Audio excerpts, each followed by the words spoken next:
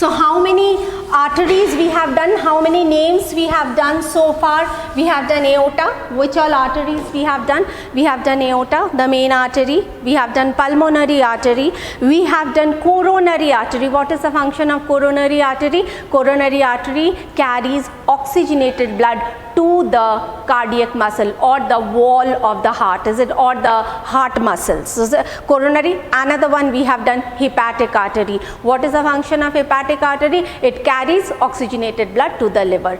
Let us revise little bit. Which all veins we have done? We have done vena cava, superior, inferior, is it? We have done hepatic vein, we have done hepatic portal vein. 3 veins we have done so far. Is it clear? We have not done coronary vein. Coronary vein is not there in our syllabus. Okay. Now let us do with the pulse, the term pulse.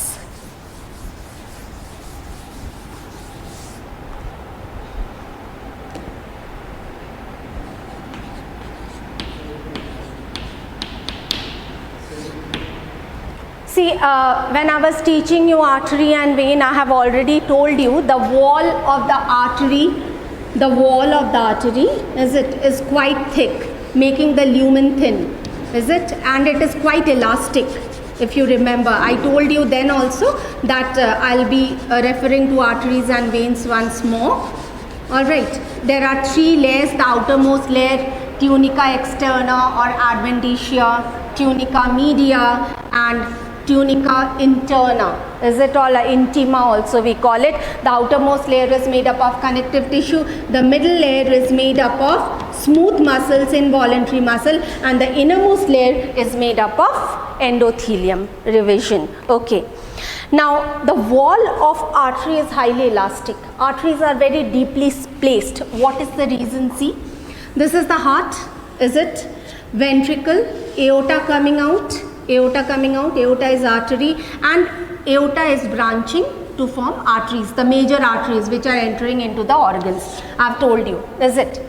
Now see, these are the 4 chambers. Now when the ventricles are systoling means contracting. When the ventricles are systoling, blood from the ventricle with high pressure, I told you how much the blood has to circulate. With high pressure, it moves out from the aorta. Is it all right? So the pressure which the ventricle is applying on the blood is directly coming on the blood vessel. Which blood vessel?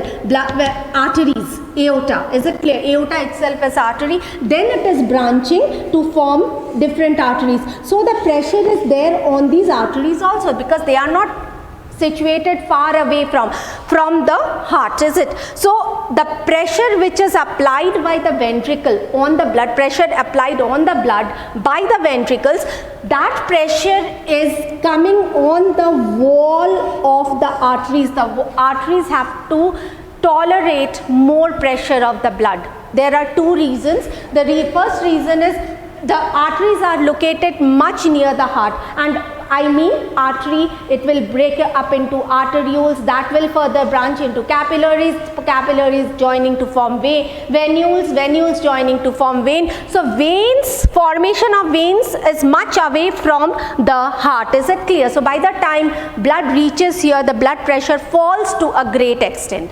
Okay, so why is the pressure so high on the wall of arteries? First, they are located more near the heart. And what is the second reason? The space through which blood has to flow. Is it, what do we call it? We call it lumen. Is it clear? It's very narrow. All right, so what is happening? See, this is the lumen of the artery, and blood is moving through this. And what blood is moving under pressure? Why blood is moving under pressure? Because the ventricles have contracted. When the blood moves, ventricles contracted, another term I am using, systole. When the blood is moving through the lumen under great pressure, and the wall of artery is elastic, I told you. Is it all right? The wall of artery expands like this due to pressure. Okay, and now ventricle systoling, pressure is there, blood is moving through the lumen, and due to the pressure, the wall of the arterial wall, is it clear? It expands. Is it clear? It expands. Okay. So the wall of artery expands. Now the I'm sorry. Now the ventricles relax, the ventricles diastole, and as it diastole, the pressure on the blood decreases. So the artery which has expanded now recoils, because the pressure is not there on the wall, it recoils. Is it clear? The arterial wall recoils. Again the ventricles contract, it expands. Again the ventricles relax, it recoils. Is it clear? So it goes on like this, and all the arteries in the body experience the same thing. They carry out, they perform the same thing. Once they are expanding, again recoiling, expanding, recoiling. When is the expansion? The expansion when the ventricles are systoling. And when is the recoiling? Expansion when the ventricles are systoling. And when recoiling means coming back to its original form, when the ventricles are diastoling, no pressure on it. So when the ventricles are relaxing, pressure on the blood is not there, so they come back to their original form. Expanding, relaxing, expanding, recoiling, rather the term we use is recoiling. Is it clear? Now arteries are very deeply placed in our body, very deeply placed. We do not, the blood vessels which you see in, I have already told you, the blood vessels which you see are all veins. Is it? Certain places, at certain places, the arteries are slightly superficial. Superficial means more towards the surface. That doesn't mean that they are absolutely towards the surface. They are little bit towards the surface. What are the regions? This is your temple, you know, your neck, your wrist, groin. These are the places where the arteries are slightly superficial. Is it clear? So in these places you can feel that jerk. You can feel the jerk, the what we call as pulse. Something is expanding, recoiling, expanding. But it is not that only these arteries are expanding and recoiling. All the arteries in the body are doing the same thing, performing the same process. But here we feel because the arteries are little superficial. Is it clear? And this jerk is called, this thing is called pulse. What is pulse? Pulse is the alternate expansion and recoiling of arteries. Remember, pulse is always felt on arteries. You will not write blood vessels. Alternate expansion and recoiling of arteries corresponding, see the way I am writing, you will not write, just to make you understand I am writing like this. Okay, corresponding expansion corresponds what? Ventricular systole. Corresponding ventricular systole.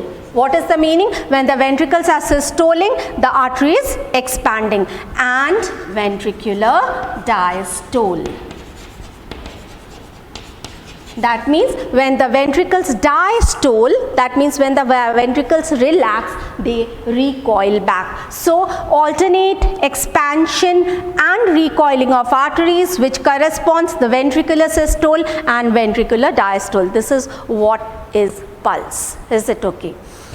Now this is what, now we will talk little bit about blood pressure, though blood pressure is not there in your syllabus, but we will talk little bit about blood pressure. Since it is there in your book, I will do with it.